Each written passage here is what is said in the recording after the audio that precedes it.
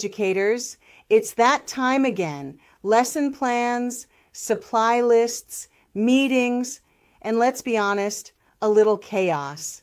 But one thing we can control this semester is our finances. Today's episode is all about moving from classroom chaos to financial clarity with 3 easy strategies to help you reduce stress and stay focused on your students, not your money. Let's get started. Teachers, you give so much every day. You're shaping lives and you're inspiring the future. But when it comes to your retirement, the path forward can feel uncertain. If you're an educator juggling demands, busy schedules, and financial stress, you are not alone. Many teachers worry about outliving their savings, or managing their pension, or ensuring long-term care without burdening their family.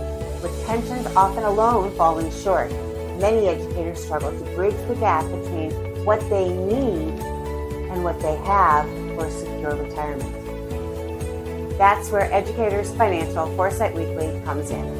Each week, I'll guide you through clear, actionable steps to understand your pension and spot hidden gaps, build retirement income strategy tailored to your needs, protect your savings from inflation and unexpected costs, and plan for long-term care and estate needs without burdening your loved ones. Your career has been about making a difference. Tune in every Thursday at 11:30 a.m. Eastern on YouTube and LinkedIn. Let's build a retirement as rewarding as your career. Welcome to this week's episode of Educators Financial Foresight Weekly, your step-by-step guide to financial peace of mind. I'm your host, former educator turned financial planner, Debbie Major. Thank you so much for joining us and tuning in today, whether it be on LinkedIn or YouTube. If you missed last week, I talked about the legislation called the One Big Beautiful Bill and its effects that I could see so far on you as an educator and your finances. So if you have not seen that, go ahead to the replay page or my YouTube page and make sure you hit that up. All right, so today we're going to focus on simplifying your finances. And because there's so much going on in the classroom, your money should be the least of your worries. So be sure to like and subscribe so you never miss a day of clarity, confidence, and simple tools made just for educators like you. All right, let's get real for a second. Teaching is demanding, right? You're managing students and lesson plans, grading papers, and somewhere in the background is your budget and your bills and your long-term goals. So no wonder so many educators tell me they feel financially overwhelmed, even when they're earning enough. And the problem, of course, is not laziness and it's not lack of knowledge. It's that there's no room and there's no time for complexity. You need systems that are easy, visual, and repeatable. Here's what I often hear from educators. The questions like, I don't know where my money is going. Or I have too many accounts and I'm not sure what's where. Or could this be you? I want a plan, but I don't have the mental energy to figure it all out. If any of those sound familiar, you are not alone. But the good news, we can simplify it starting today. Now let's walk through 3 clear, doable steps to help bring some calm to your money this semester. 1, let's talk about automating your budget. All right, just like you've got routines in the classroom and at home, we need routines in our money. So if we can automate our regular bills, automate our savings, automate our 403B contributions, right? The things that we can set it, forget it, and let the systems do the work for you in the background. One less thing for you to worry about a month. It's sort of like having a sub who actually shows up and sticks to your lesson plan. Number 2 is use a 3-bucket plan that I know I've talked about before, but I love this analogy. So that's why it's simple, it's visual, and you can see it. You can split your money into 3 buckets. You can say, this is my now money. This is the money that I need for this year, monthly spending for this year and bills. And then I've got, of course, some short-term goals, right, that I'm saving for. So I want to put that into my next bucket, the middle bucket, the soon bucket, or the next bucket. Either one, I call them both. And those are savings for the things within the next 5, 10 years, 1 to 5 years, right in there.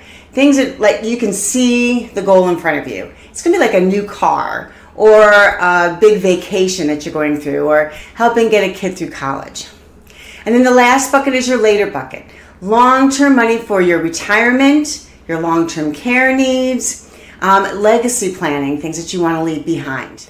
If you have them set up in those 3 phases, you can see when you're using your money, and that answers a big question, because when is a big question, and you can see that each of your buckets has a purpose and each of your accounts has a purpose. Because that's one of the questions I usually always ask someone, well, what is the purpose of this fund? Why are you saving it here? What are you going to do with it? What were your plans for it? And so the 3 bucket strategy helps you to see what the purpose is for each of your money. And also, if there's a gaping hole, like, do you have nothing in the middle bucket? We're just living from now, and we've got some money for retirement, but we're missing this whole thing of, wow, gosh, I thought I was going to take a trip to Europe, or anything that happens, right? So think about it.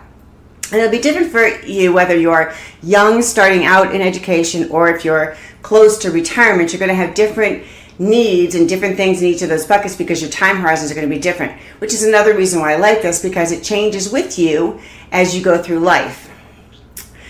The third thing is to think about a financial plan as a map, right? Every dollar has a purpose, every dollar has a plan, and it's a roadmap to get you somewhere purposefully. So you could create for yourself just a 1-page financial plan. If this works better for you than the bucket plan and things like that, maybe think of it just as, a classroom whiteboard, but it's for your money.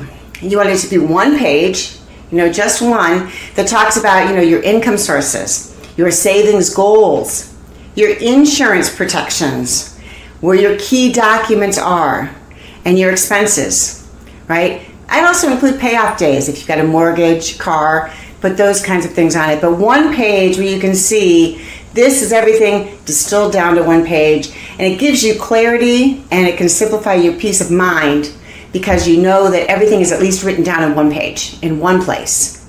So you don't have to go hunting for things, right?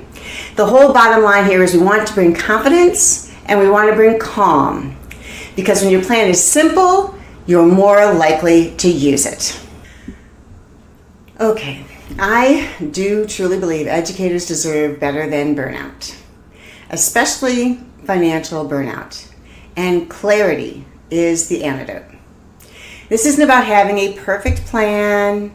It's about having a simple one that you can revisit, refine, and rely on. It's a place where you can start and look and say, where are the holes in my plan, so that you can start to fill them, and you're not just going along saying, well, I hope everything works out, which is what so many people do, is they just say, well, I know the money's coming in, I know it's going out, and I know we're all okay. Be a little more definite than that would be my encouragement. Because when we simplify our finances, we reclaim energy. And when we have energy, we show up more fully in our classrooms, in our families, in our futures, in our own life. So take the pressure off.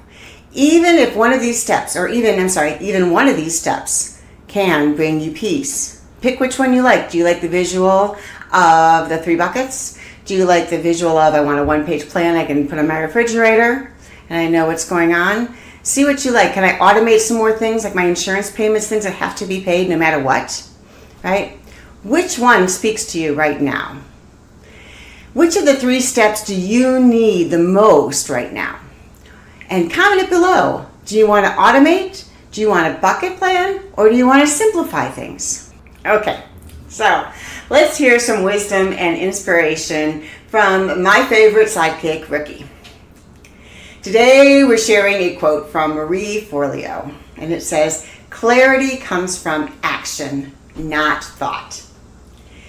You don't have to do everything, but taking one small step brings more peace than thinking about all the things that you should do. Rookie says, pick one thing. Do it this week. Then go chase a squirrel. So let's recap today's episode, all right?